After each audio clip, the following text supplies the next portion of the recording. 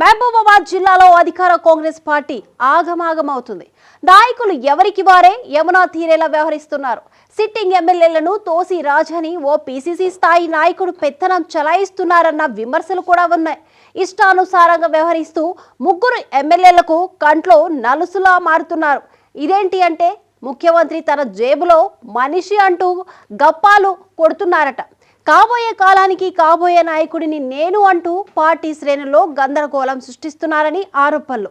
ఇంతకీ ఎవరా నాయకుడు, ఏమే కథ అనుకుంటున్నారా? Keep watch the story.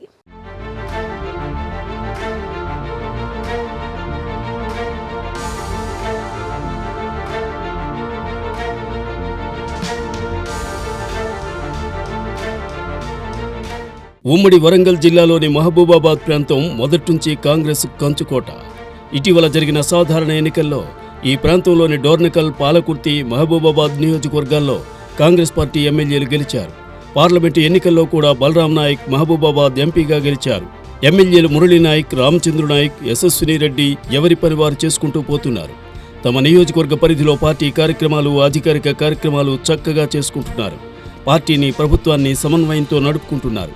అప్పటి వరకు అంతా బాగానే ఉంది. కానీ అప్పుడే మొదలైంది అసలు కథ.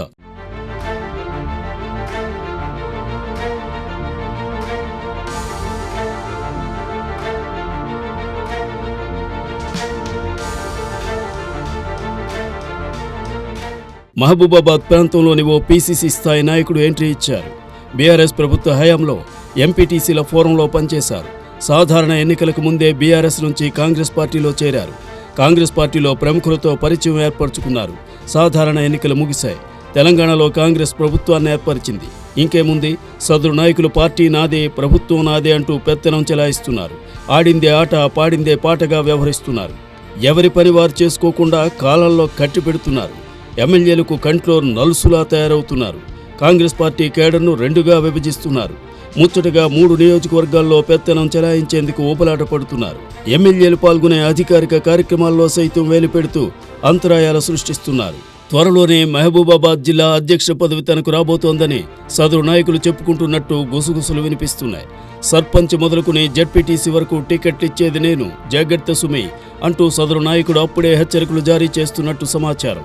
ఆ నాయకుని వ్యవహార శైలి కారణంగా పార్టీ కేడర్ కూడా అయోమయానికి గురవుతోంది.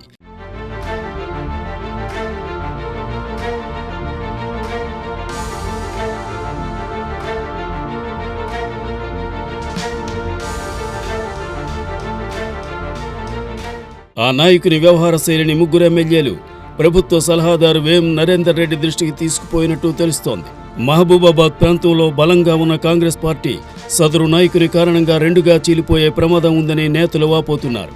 నూతన పీసీసీ అధ్యక్షునిగా బాధ్యతలు చేపట్టిన మహేష్ కుమార్ గౌడ్ సీరియస్గా దృష్టి సారించాలని, పార్టీని ఏకతాటిపైకి తీసుకురావాలని, సదరు నాయకుని ప్రవర్తనలో మార్పు తేవాలని కాంగ్రెస్ పార్టీ శ్రేణులు కోరుతున్నారు.